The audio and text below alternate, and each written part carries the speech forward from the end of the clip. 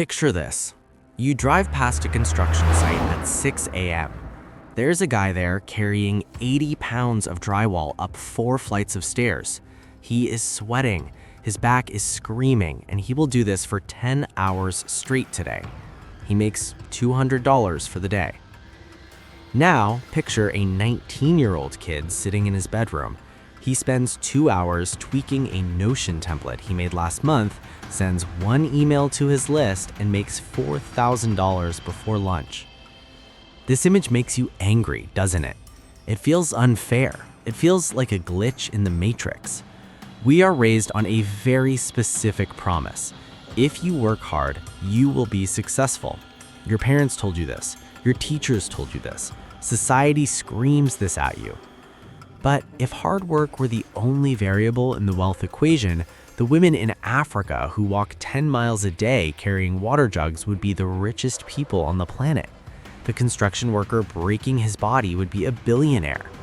They aren't. Here is the uncomfortable truth that nobody wants to say out loud. Hard work is a lie. Well, let me correct that. Hard work is a prerequisite for survival. It keeps the lights on. But in the modern economy, hard work is absolutely not the driver of wealth.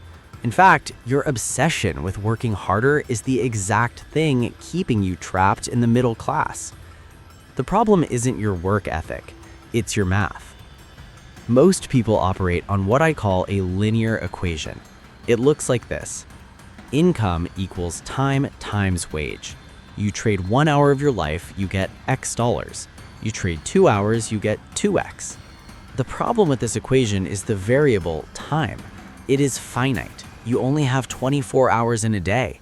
Even if you don't sleep, don't eat, and work until your eyes bleed, your income has a hard mathematical ceiling.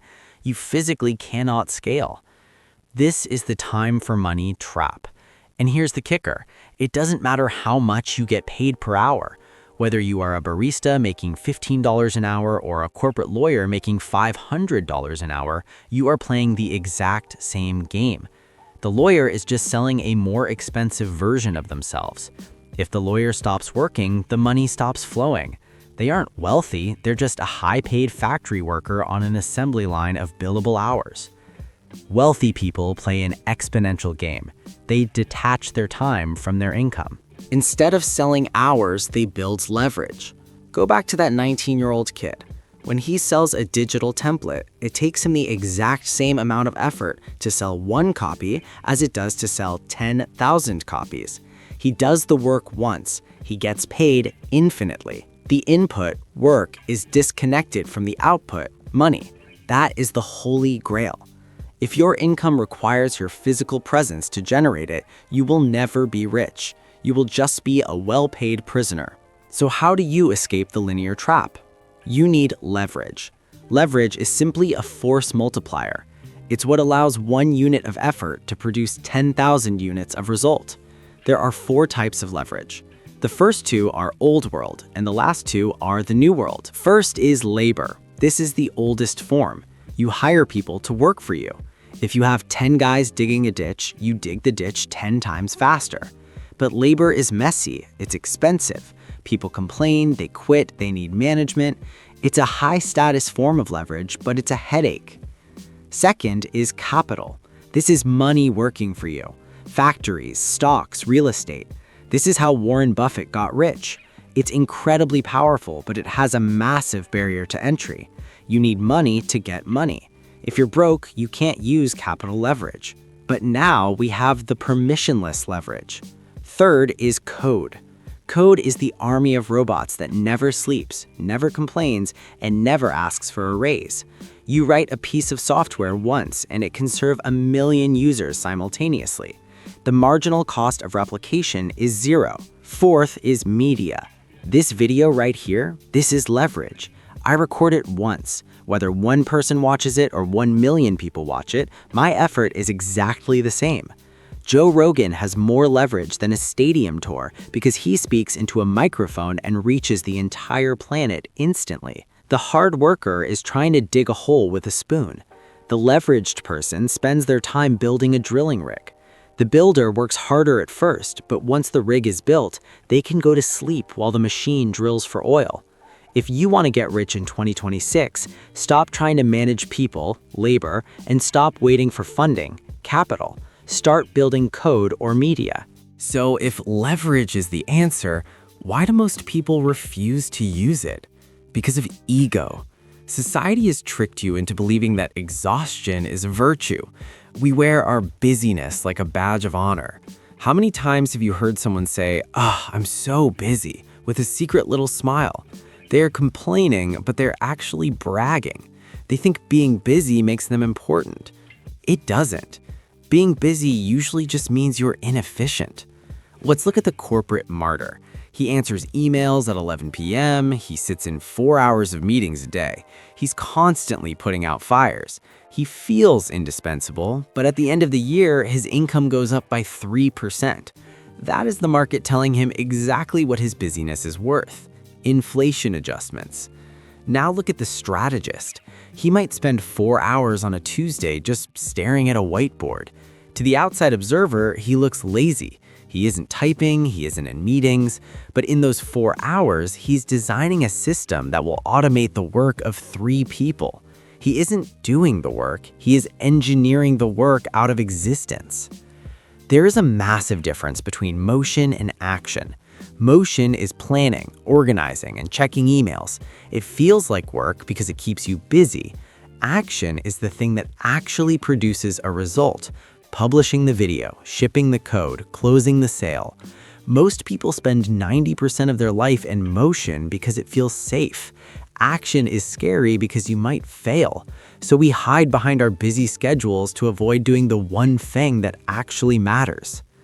If you want to be rich, you have to be okay with looking lazy to the average person.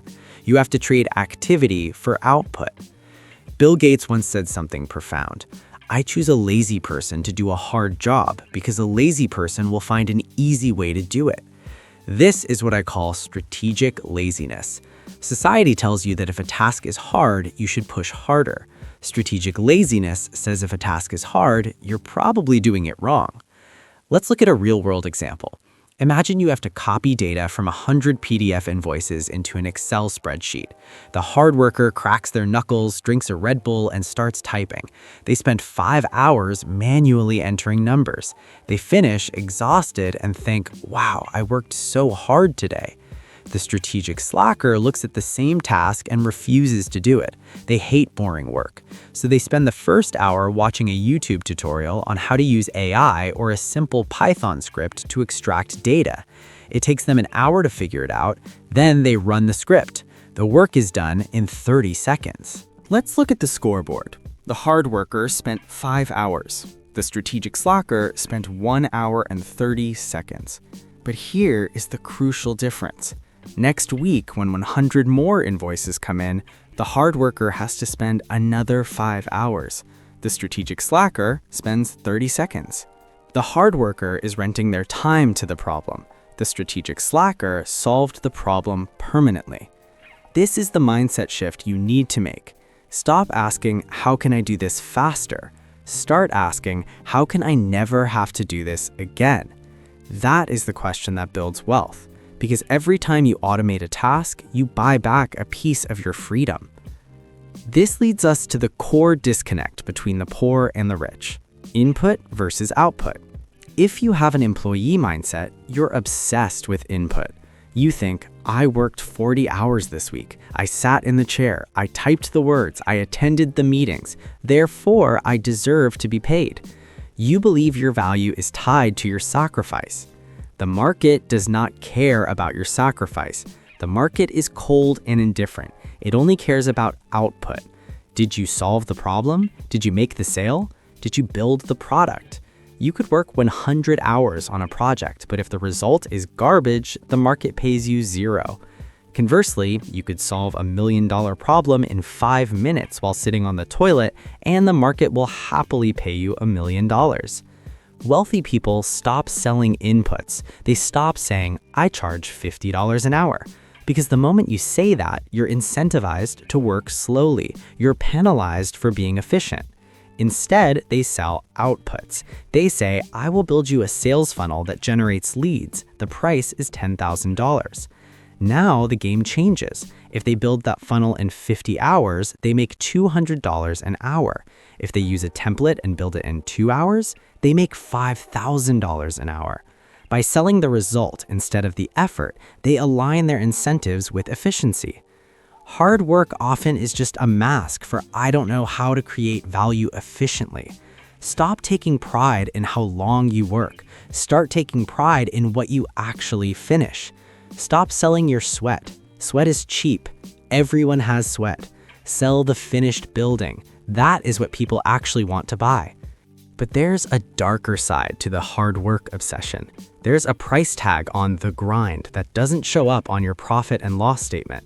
I call it biological debt. When you work 80 hours a week, sleeping 4 hours a night, fueling yourself with caffeine and stress, you think you're getting ahead. You aren't. You are taking out a high-interest loan on your future health. And unlike a bank loan, you cannot default on this one. The debt collectors, heart disease, burnout, divorce, will come to collect. I know people who made $1 million in their 30s by destroying their bodies, only to spend $2 million in their 40s trying to fix them. That is a negative ROI. Also, you need to understand the law of diminishing returns. Human productivity is not linear. Your first hour of work is high quality. Your 10th hour, you are just staring at the screen, making mistakes that you will have to fix tomorrow.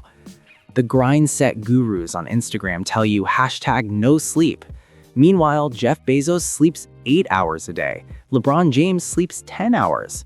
Why? Because they are professionals. They know that rest is not a reward for work. Rest is a requirement for performance. If you are constantly exhausted, your decision-making IQ drops by about 15 points. You become dumber. And when you're dumb, you can't build leverage. You can't write good code. You can't make strategic decisions. You fall back into busy work because it's easier than thinking.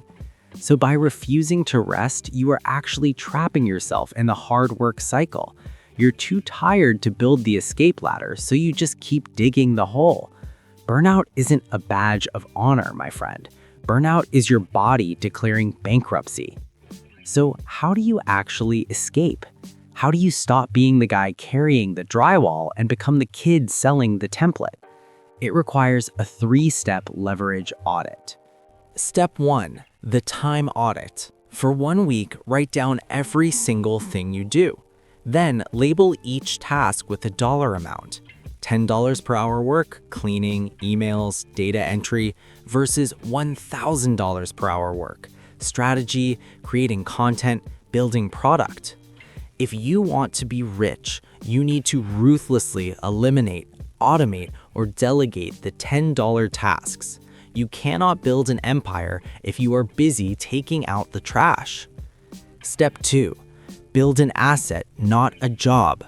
Stop looking for a side hustle that requires you to drive an Uber or walk dogs. That is just a second job with no leverage. Start a project that has zero marginal cost of replication. Write a blog, code a tool, record videos, create a digital product. Build something that works while you sleep.